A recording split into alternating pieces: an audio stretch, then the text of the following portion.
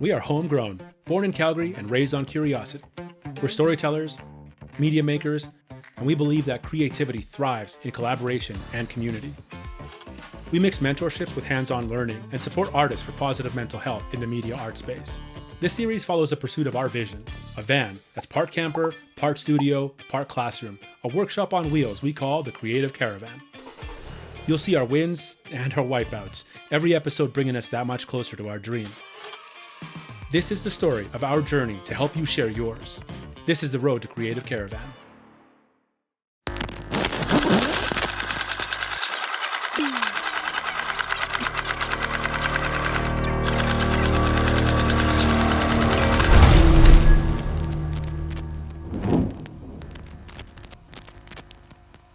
Howdy folks, Tyler here. I figured it was about time that I commandeered my own episode, so sit up, clench your butts, and enjoy the ride.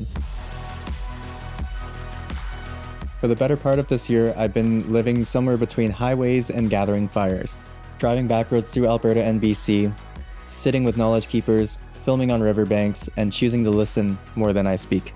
Somewhere between the mountains and the prairies, Voices of Resilience stopped being just a show, and it started becoming more of a responsibility. It's not about cameras, it's not about production value, more so it's about making sure that our stories are told by the people who carry them. Agamemok, as they say. Just keep going. That road is exactly what led me into colliding with Guillermo, Katie, and the Homegrown crew in the first place. Different paths, same fire. And the rest, well, that's still being written. But today, we're back in jolly old... Yep. The place that raised me. The place that I attempted with every fiber of my youthful being to leave behind me. And ultimately, the place that I keep coming back to. My home. After 3 days of filming, laughing, rewiring lights, swapping stories, and drinking way too much coffee, Layla and I are heading back to the Red Deer Public Library to meet with Mo one last time before he takes his lovely fam jam back to Calgary. We're here for 3 reasons today. To tour the temporary studio before we pack up shop, to film the 2nd season of the finale for Voices of Resilience, and to, well, film the episode you're currently watching. For 2 seasons, I've been the one asking questions. Today, I'm on the other side, and Guillermo will be the one asking me the questions. This episode isn't just how Voices of Resilience was built, it's about why. Why an awkward urban indigenous kid from central Alberta decided to view his world through a camera, why the road keeps calling him home, how that kid found ceremony and healing through storytelling, and how he found his way to something that will hopefully outlive us all. So yeah, welcome to the finale, BTS 2 finale on a different show, on a different channel. I don't know, I'm still working that one out in my brain thoughts, but I think you can catch my ADHD riddle drift.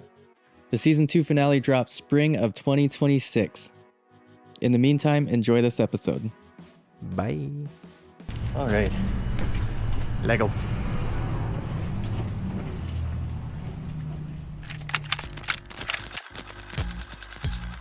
Okay, ready?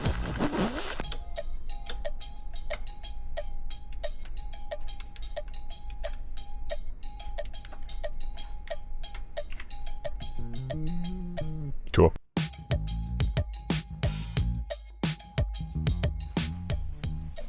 So as you're setting up some more stuff, when I first heard about this podcast you were doing, I was like really inspired by the voices being told by different people, how you drove around and talked to all these individuals. And so I really wanted Homegrown and myself to be involved in some way to be able to help with that. So at that intersect now, where is Voices of Resilience headed and what's going to happen with it? It started nomadic, and that's kind of where I see things continuing to go.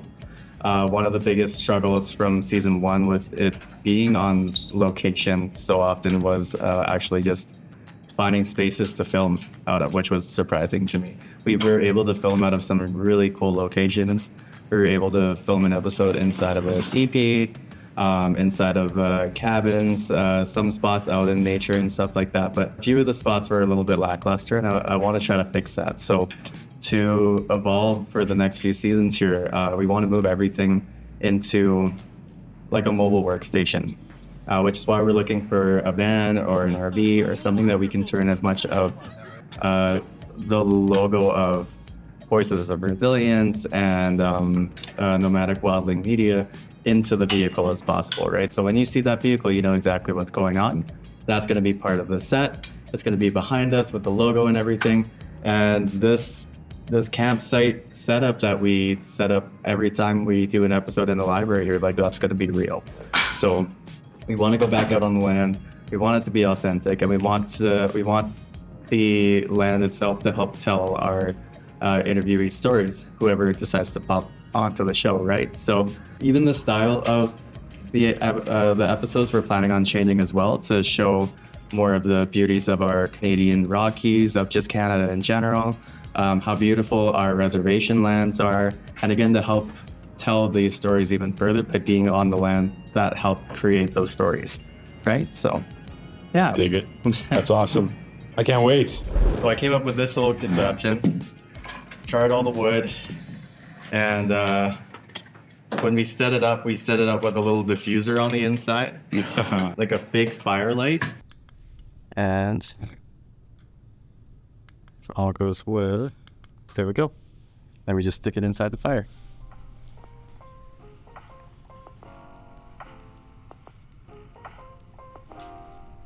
Use what you got. Movie magic.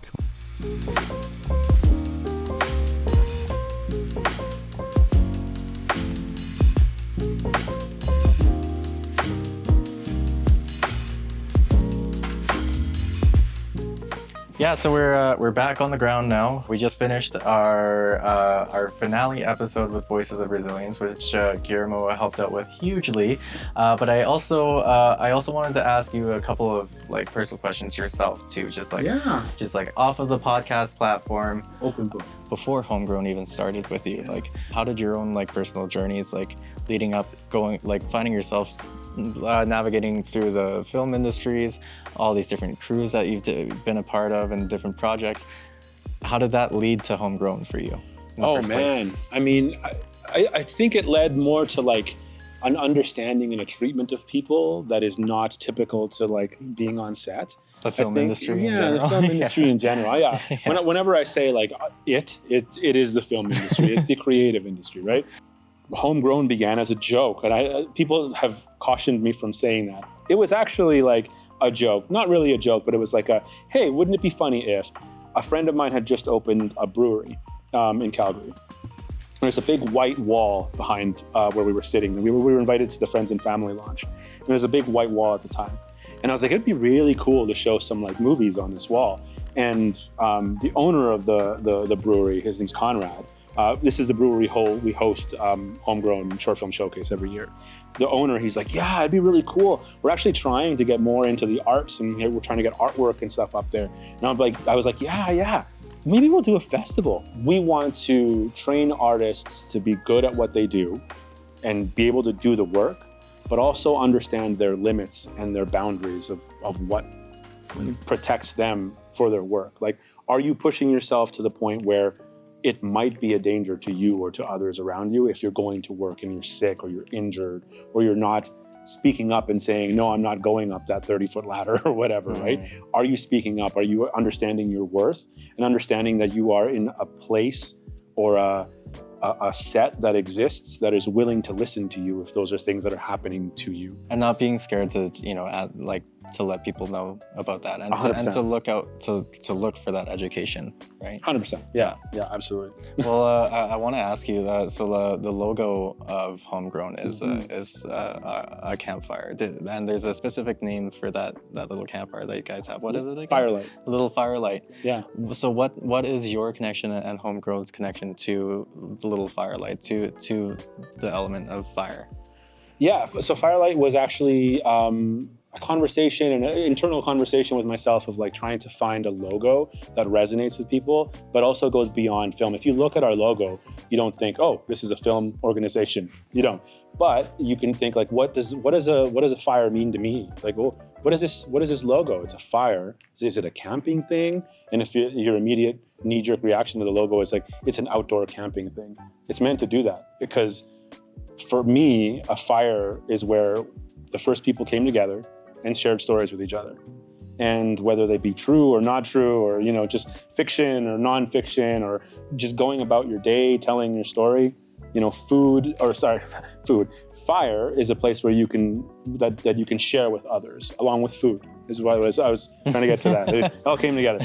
But it's the first place where people shared their stories and shared other stories. It means different things to different people, but that's the intent of Firelight, is to kind of gather around it, to be a stage, to resonate differently with different people, understanding that we all have different perspectives and what we bring, but those different perspectives are the things that make us unique and special and awesome, because we bring different things to the table and to this fire. Something I want to ask you actually is kind of this next evolving of Voices of Resilience. Yeah. And you have the podcast, which is like the deliverable for Story Hive. Yeah. But you're going to be doing something different, which was something that we came up with together in the vlog aspect of it. You want to share a little bit about that? Yeah, absolutely. Every episode is going to start more of like on a vlog standpoint of just like me talking to you guys, like letting you know like kind of the nitty gritties of like the setup for everything, from like waking up, making my coffee in the morning so I can feel like a human being, throwing all of the gear into the vehicle, what gear we're bringing out for this project,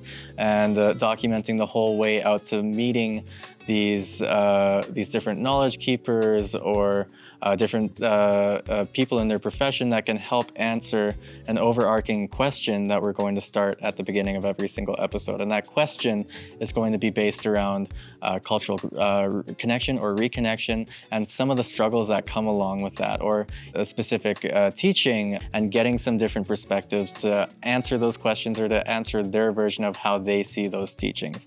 Again, if there's anything that is like intriguing you about Indigenous culture, Indigenous knowledge, or if there's anything that you're struggling with personally in your own connection or reconnection, leave those comments to any sort of theme that you want us to tackle in this video below. So we'll have everything from vlogging to some light tutorial stuff to like really cool shots of the beauties of Canada, and then we're gonna be out on the land getting the answers to these questions, all in the same video, right? So, yeah. Amazing. And how Homegrown ties in with that is actually the funding. So I'm going to be a producer on this thing, I hope. Yes. We're going to be trying to find funding for you and trying to fund and develop these connections with other organizations and other things that we can kind of like help get this off the ground, and hopefully find some distribution for it, because I think this is such a unique idea and it's so uniquely Canadian, which is like right now. I had a sign on one of our showcases that said Hollywood has had its chance, and they have, and it's crumbling. And, Yes. And I think this is a really great time for Canadian content to be made that's local, that's like resonates with people who are Canadian, and go out there and like make a big splash. So I think that's where Homegrown is going to hope to support and find you some money, beg, borrow, and steal, I guess, or something. Yeah, and I mean that you touched on something really cool. Like the funding is one thing, but like it's branching this out and like creating a team that has the same idea in mind and like understands that like it's I think that's one of the biggest like weak points from the last 2 seasons here, is that the team has been very small. So I'm excited to work with you guys, and I'm excited to see how big this behind the scenes community can get. This could be a call out to you guys as well. If you are a videographer, or if you are someone that has history in grant writing, or even the nitty gritty stuff like creating contracts and stuff like that, like reach out to us, because we could probably absolutely 100% need your guys' help. Yeah, reach out if you are wanting more creative avenues for yourself, or if you're wanting to learn this sort of thing, or even if you think the journey is really cool that we're going on. So yeah. Where do you see it evolving? Like 2026, 2027 and beyond? Where do you see this going? Yeah, 2026 is our knowledge collection year. We're going to share conversations with folks and hopefully gather around a campfire, have these really important conversations of what people need in their practice. There's been a focus on, and obviously there's a systematic, I hate that word, systematic and fiscal reason why government organizations and other bigger organizations have focused on interviewing artists in bigger communities, like in Calgary and Edmonton and Red Deer and Lethbridge, because a greater concentration of artists exists within those communities. And that's great. You get a snapshot, you get a slice of life or a slice of understanding of what these artists need and have, and then you make blanket decisions based on that. And there's an importance in that. But that leaves a whole community of artists outside of those areas that are left without a voice.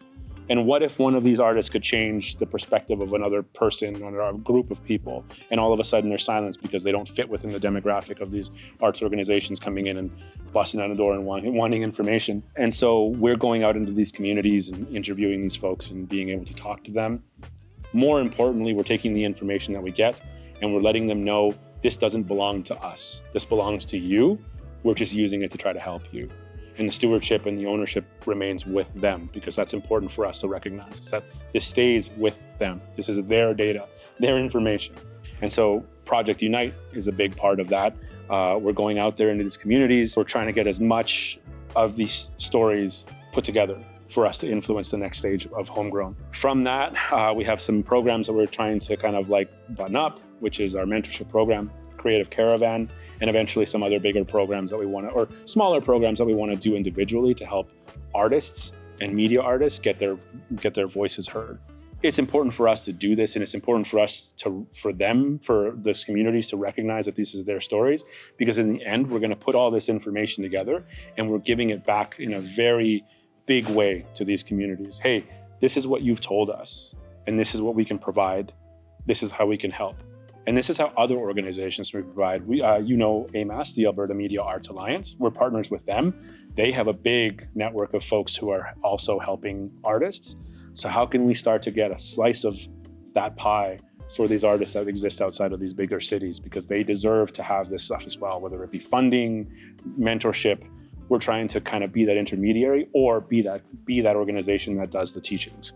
If anyone is looking to help out with this avenue, what would be the best avenue for them to go down for support, for funding? What does the Homegrown need to really get itself off the ground here? We need a little bit of everything, because it takes a village, and this really does take a village. We need anything from people who want to teach workshops to people who want to do research. Like if you are part of these communities, reach out to us. We need money. We need your money. Open up your pocketbooks, please. But every cent helps for us to be able to get, payment in the pockets of some of these artists, to be able to put on some of these programs. We're a new organization. We're a year old as of December 19, 2025. So we're still trying to find our funding within the granting organizations that exist. All of this can be done through wearehomegrown.ca. You can reach out to us. You can email us, or you can donate as well on the website, or you can reach out to us personally at community@wearehomegrown.ca. That email goes directly to moi, and you can express interest in being a researcher, being a speaker, being whatever that looks like, helping us kind of with all these different aspects that we need help with. And send us money if you want. But only if you want. But only if you want, of course. Any words of wisdom to anyone that is interested in taking up this avenue of storytelling, but it's kind of on the edge for whatever reason? Funding is a big one for a lot of people to not go through with this. Anything like that? Follow along with our Instagram and ask questions to us if you have. If you have a story that you want to tell, if you don't know how to approach it. Right now, we're still building the process, but it doesn't mean that we're not teaching anybody anything, right? I actually have a couple of people who have approached me and said, hey, how do I get funding for this specific project? And I've been trying to help them kind of get those things going. So we do, primarily we operate within that film and video production sphere, because that's what we know. But we want to get into marketing, public relations, journalism, any kind of media that tells a story. We kind of want to integrate ourselves into that as well, because all these all these professions have that same lack of care that exists within media. And it's that mental health protection of yourself before you create your art. Yeah. So that's something we want to do. I guess what I'm trying to say is don't be shy. Reach out to us. community@wearehomegrown.ca can be a very powerful email to send. We want to hear from you. We want to hear from our community and what you guys need and want want for us to be, so that we can respond to that. We can't do anything if we don't have any information. So reach out. I think it's a very important thing for people to feel like their email is coming to somebody who is a person and who will respond intentionally and specifically to the needs of our community. And me one-on-one with somebody to the organization as a whole, you included now. Yeah. Thank you for joining us. Yeah. We are responding to the needs of a community that's been tucked under the rug for too long. All right, man. Well, how do we end this off? This is like the last day of our filming. I feel like This is the last day. I'm a little sad, but I'm also very tired. I am exhausted. There's been very few people who I've worked with so effortlessly and so easily within just a few times meeting each other. There are very few people who are like, have that energy that it's like, yeah, let's just do it. And so that was really cool to meet like another person like me who's just like, who's younger so that you can take on my legacy after I'm dead. Which I got a good 10 years left in me. That's Not much younger. That's what Layla's for. yeah, it'll carry on the legacy. Again, guys, if you're interested in anything that we're doing, give us a follow. All of our links will be in the description below. Any sort of support that you guys can like give to us, either like commenting or sharing this with other people that might think it's interesting. It doesn't have to be all about funding. It's really just about making that connection, right? Understanding what you guys are wanting from like being a part of this content and being a part of the community that we're trying to build here. So yeah, that's about it. Cool. Any last words?